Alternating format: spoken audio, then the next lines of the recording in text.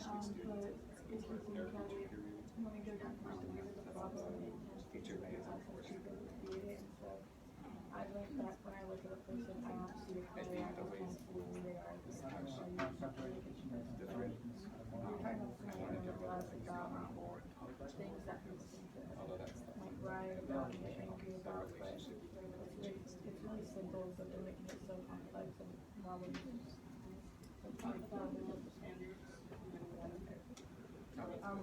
So I used to around like changing some of these things because on TV there's also see like models are super skinny or like male models have like very muscular. So I just want to like show the fact that you don't have to really conform to a certain standard in order to be beautiful because it's like beautiful in their own way. And I'm kind of the same as you, but induced by the same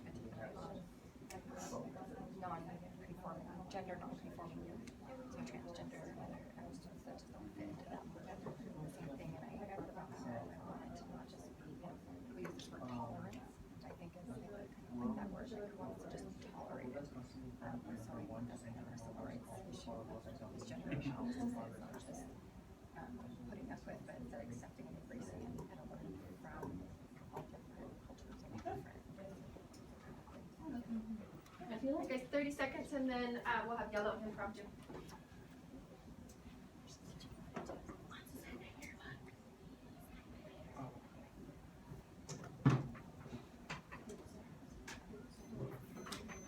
For this impromptu, you guys can stay seated. You don't have to do a standing impromptu today.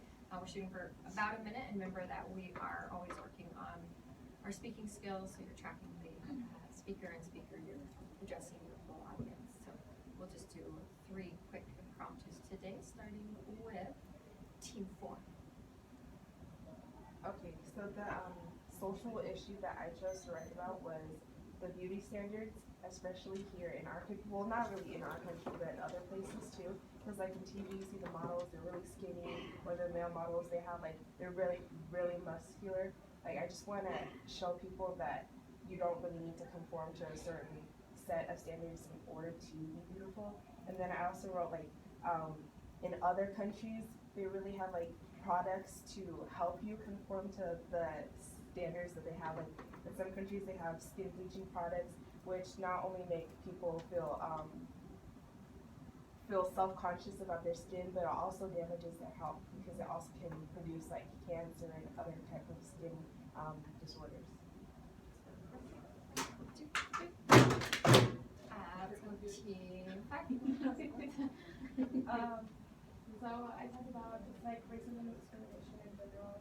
I feel like we focus too much on like the color of your skin is, and like even like I catch myself doing all the time. It's like so upset, like oh, like, you're this color, and I'm just like why am I doing that? And I just feel like we should all be treated equally because like a lot of times in like crimes and mental police when like sometimes we do just like judge automatically, and also like gender.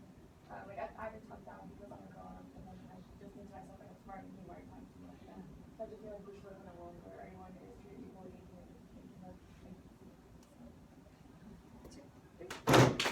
And Team 6, wrap it up, please. So I talked about the idea of greed, and especially all over the world, but especially present in America. I talked about how our greed for money and our greed for our own power and influence in the world makes it so that we don't help any other countries. And one issue I talked about was education.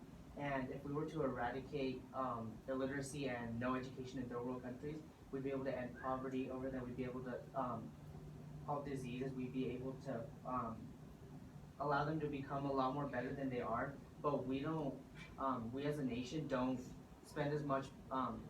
Don't put as much attention into that those third world countries and helping them as we should, because we feel the need to help ourselves more. We feel the need that because we don't get anything out of it. There's no reason for us to help them.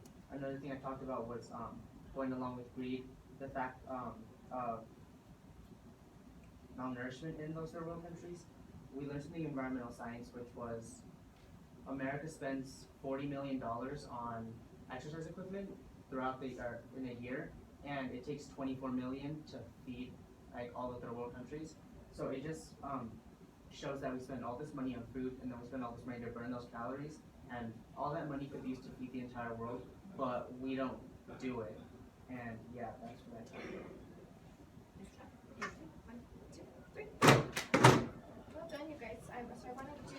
thinking about your own passion first, which things you would want to change in the world. And we're gonna read just a quick excerpt. This comes from the text Revolutionary Voices. And I chose this today because I wanted you to see a piece from a young writer. So this entire collection has social justice issues from writers under the age of 21. So I think it's really important that we see voices that are younger and that are still speaking out to increase level of awareness in their democracy. This is your own copy, so go ahead and annotate this the way we always do. So you can write questions in the margins, you can respond, you can connect it to something else that you've read. For our discussion on this particularly, you'll want to be able to mention something that you found especially interesting, important, or surprising.